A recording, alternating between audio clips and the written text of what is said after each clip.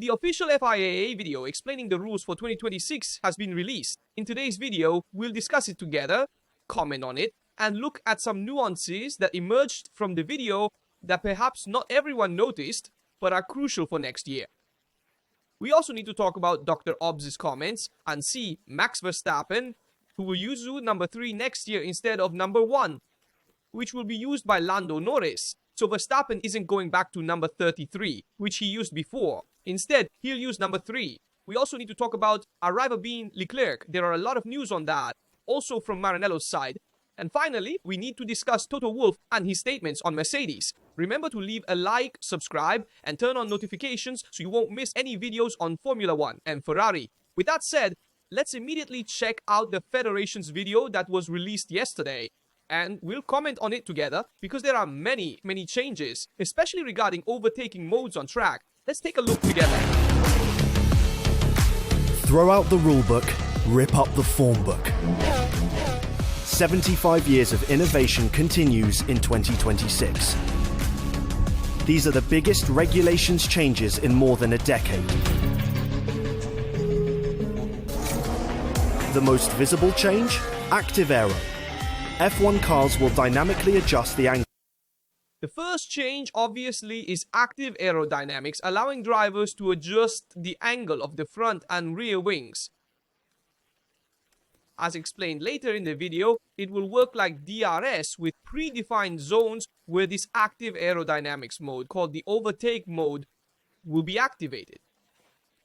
Therefore, drivers within a second can overtake those ahead using this mode.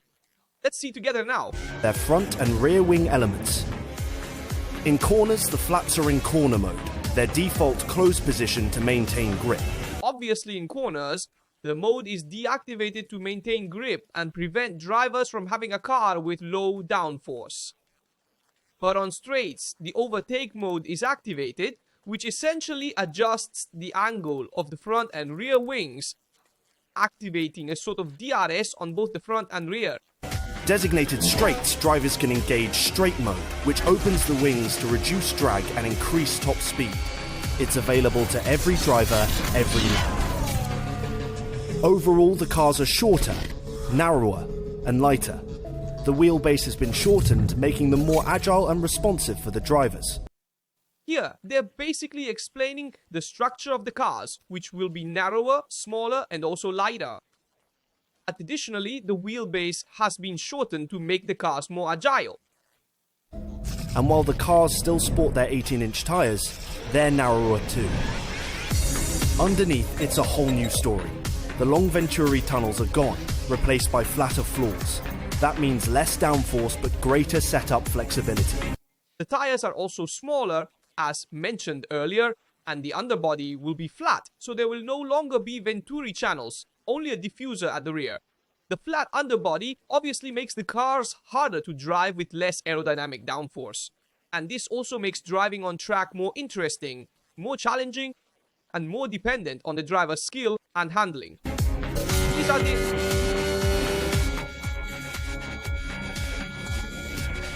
three main modes: boost, overtake, and recharge.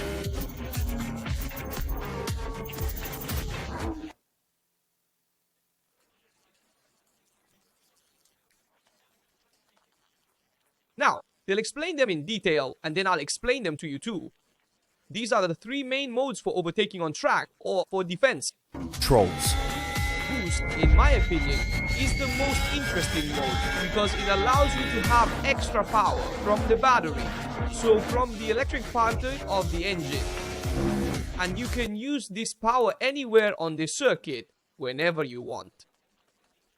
It's a sort of curse that has been used in the past, but in this case, it's electric and provides a boost that gives you the ability to overtake on track and have more power than the opponent ahead.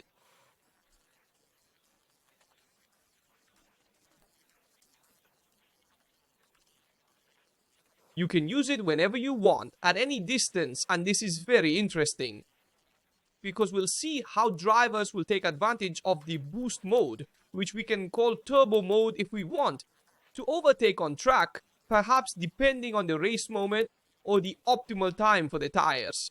We need to determine when it's advantageous to use this boost mode. The driver will obviously be assisted by the track engineer, but those who are more skilled in using the boost mode will gain the most benefit. It's just for attack. Let's close the gap to under 1 second. It gives extra power at top speed to drivers within a second of the car in front. Overtaking now available. Essentially replacing DRS. It differs by having one single detection point, which grants drivers the extra electrical energy to deploy for an overtake. This is the biggest and most important mode for overtaking, and there has been a change compared to 2025. In fact, it's the DRS mode, if you will. The overtaking mode, called Overtake, which allows you to use active aerodynamics, lowering the front and rear wings to become low drag. So we have this front and rear DRS that gets activated in designated straight zones on the track. And if you're within a second of the car in front, you can activate this mode. You need to be within a second of the car ahead at the detection point, as in previous years. But unlike previous years, there will be a detection point for multiple DRS zones. In the past, it happened in some straights and DRS zones. Next year, it will likely be in more zones where we'll have just one detection point and multiple DRS zones.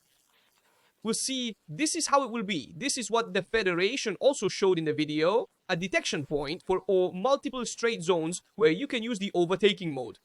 This could be a big change because as long as you're within a second at that detection point, you'll have DRS throughout the lap.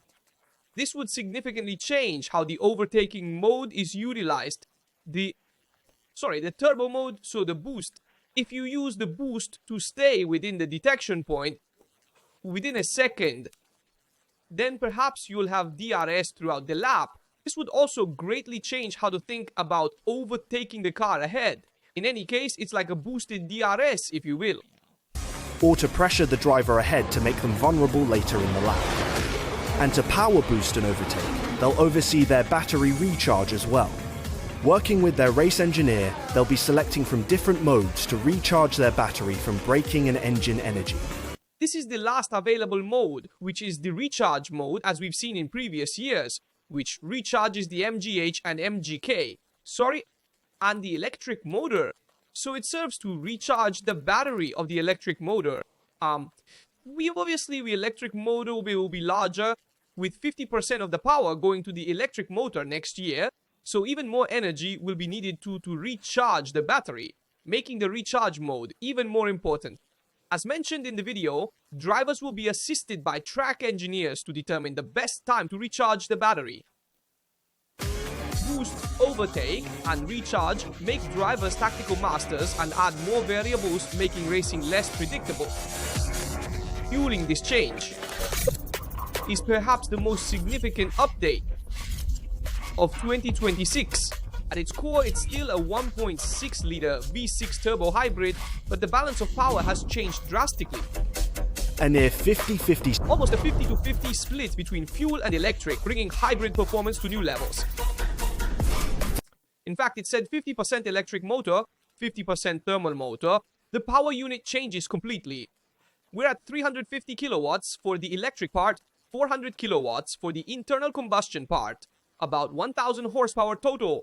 The car's energy recovery system can now recharge the battery with twice as much energy per lap.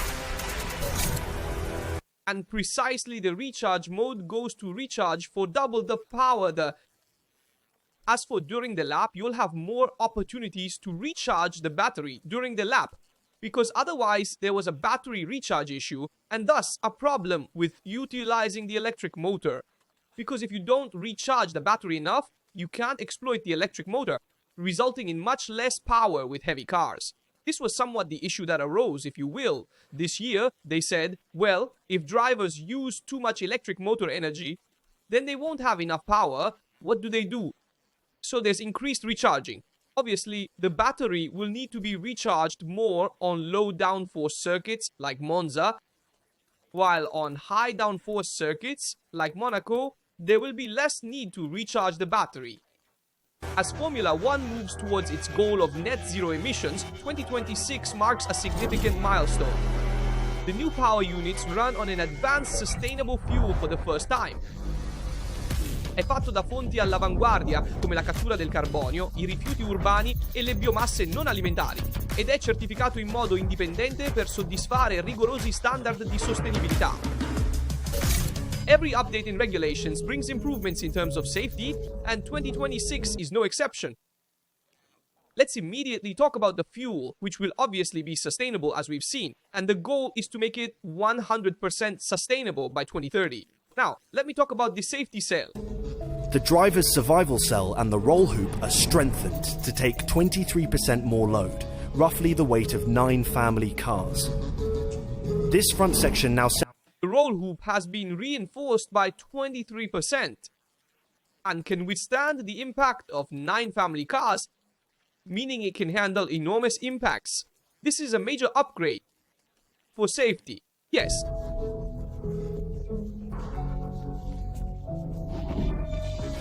Increased safety in the front nose area, allowing it to better withstand impacts.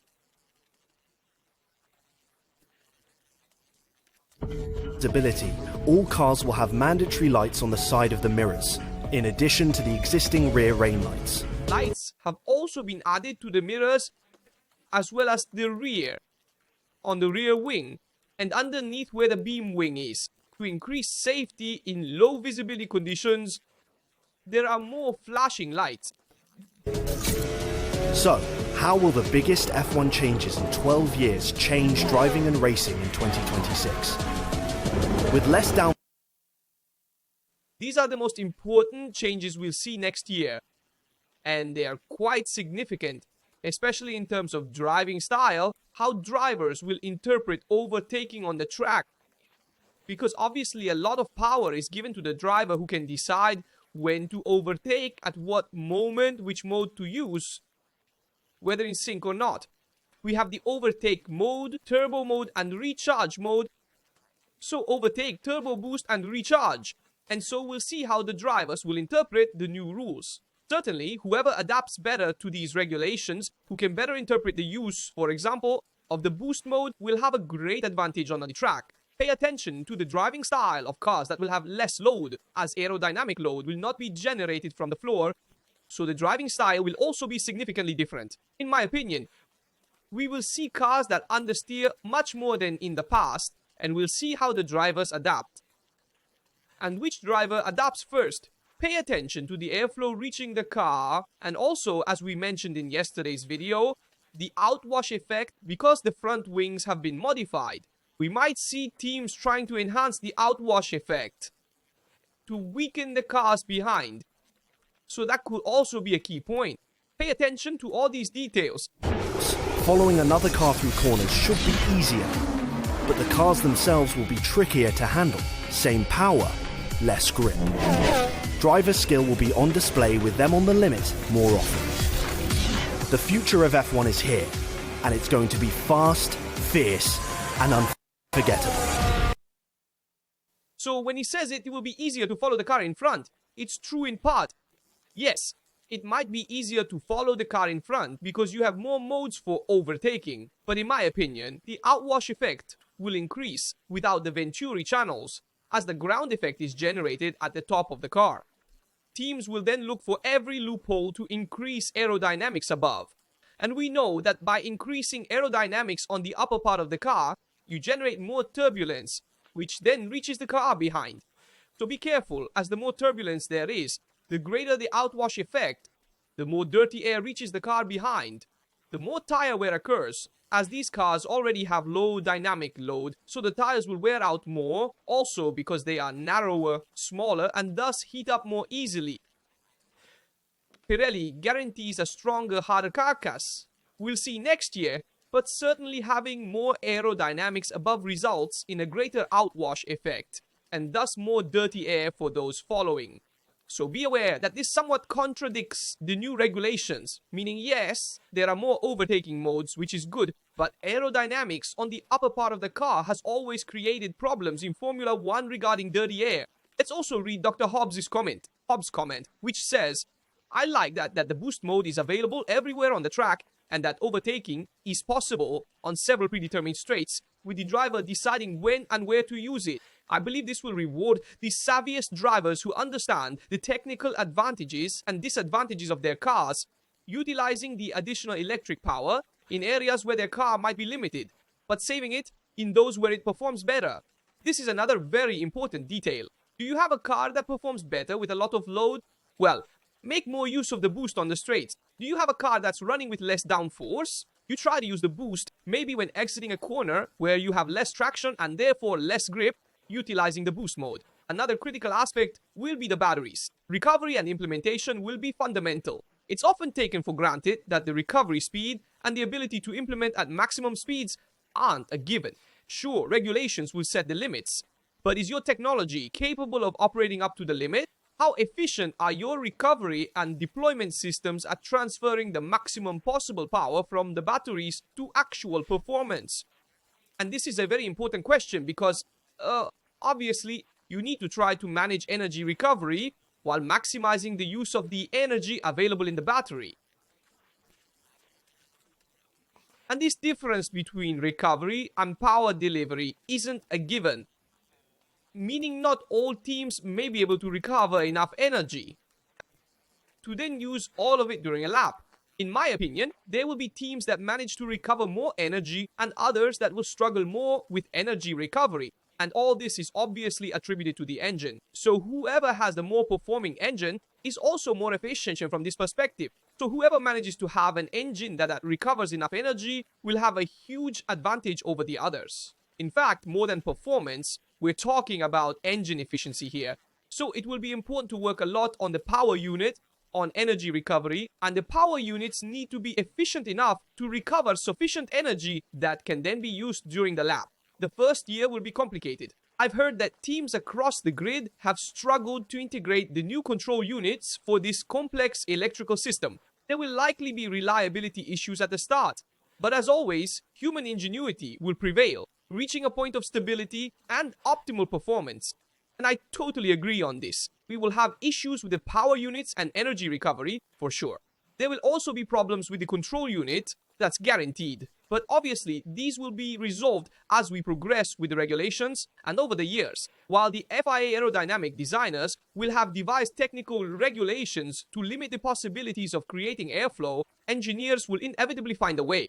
Innovation and smart design will be the distinguishing elements for the first year of these regulations' application, along with reliability. And we've talked about this before. Pay attention to the outwash effect, which will be key in this new regulation. Certainly, without the Venturi channels, engineers and aerodynamicists will try to develop the load on the upper part of the car, generating turbulence and thus an outwash effect that reaches the car behind. Obviously, we'll see how the teams develop all the aerodynamic solutions, but this is the first look the Federation has given us 2026. I'm convinced about the chosen modes, namely the overtake, boost and recharge modes, are correct ones that will work next year. I'm a bit more skeptical about the outwash effect and thus the turbulence that will reach the car behind, as well as the energy recovery, which I think could be a critical issue. Meaning the recharge mode is fine, but I think there's too much electric power and it's difficult to manage. Meaning too much electric power is hard to recover during a lap. We'll obviously see how the teams handle it. But I think this has been a bit of the only Achilles heel of this new regulation. I agree with lighter, narrower, smaller cars. Totally agree.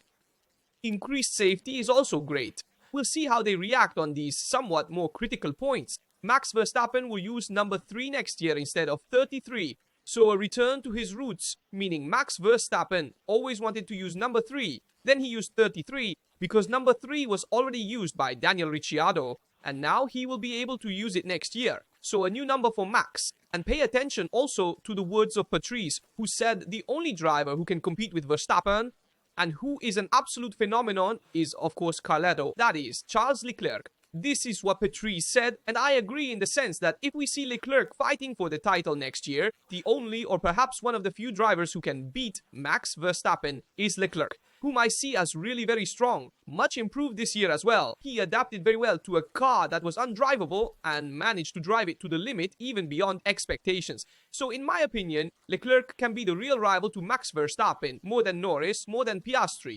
Of course, we have Lewis Hamilton, who is also a phenomenon, an absolute champion. Obviously, except for the world champions, I think Alonso and Hamilton. The only one who can really challenge Verstappen is Leclerc. Maybe Russell too. I don't think Norris will be able to take on Verstappen on equal terms. I don't see Norris as a rival to Max Verstappen. No Piastri. Of course, pay attention to the rising rookies. I'm thinking of Kevin Tonelli, Isaac Hadjar. They'll surely reach a good level over time, and we'll see if they are also the future of Formula 1. Lastly, we need to talk about engines. In fact, Toto Wolff claims that Formula 1 cars in 2026 could theoretically reach 400 kilometers per hour. Of course, with the boost mode at maximum, the engine at full energy power, without aerodynamics, so to speak, with a theoretical setup, if you will. A Mercedes team principal, Toto Wolff, speculated that Formula 1 cars in 2026 could reach 400 kilometers per hour thanks to new technical regulations. Speaking to the media, Wolff said, "Well, I thought we needed to give that engine a bit of a marketing push because people were speaking poorly of it, and it's really an extraordinary piece of equipment. If we put everything together, we might reach 400 kilometers per hour or even surpass it. But obviously we'd run out of energy for the next straight, and then we wouldn't be fast enough." Yul Thomas, CEO of Mercedes High Performance Powertrains, provided further insights into the new engines.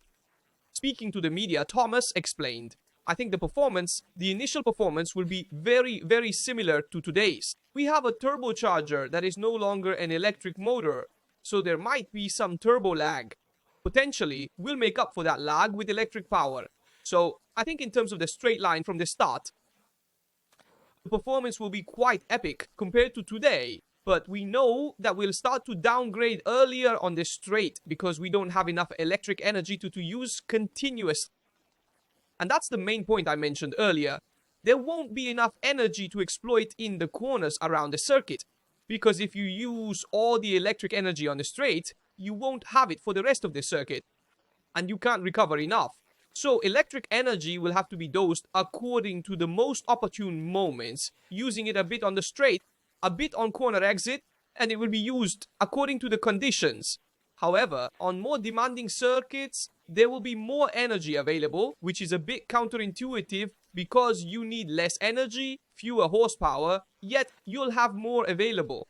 On low downforce tracks like Monza, you will always be running low on energy and will have to manage it even on the straights. This may bring the top speeds a bit closer to each other, depending on the circuit.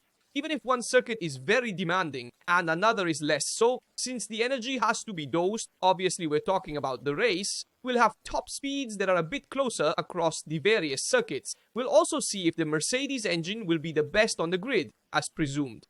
As of today, Mercedes remains very reserved. Some deny these claims, but it is said that the Mercedes engine should be the strongest. In my opinion, they could have an advantage in energy recovery, as Mercedes has always been great at recovering energy in the hybrid engine, and this factor, which has differentiated Mercedes from other engine manufacturers since 2014, from the start of the hybrid era, could make a difference from 2026 onwards. But of course, we'll see this on the track.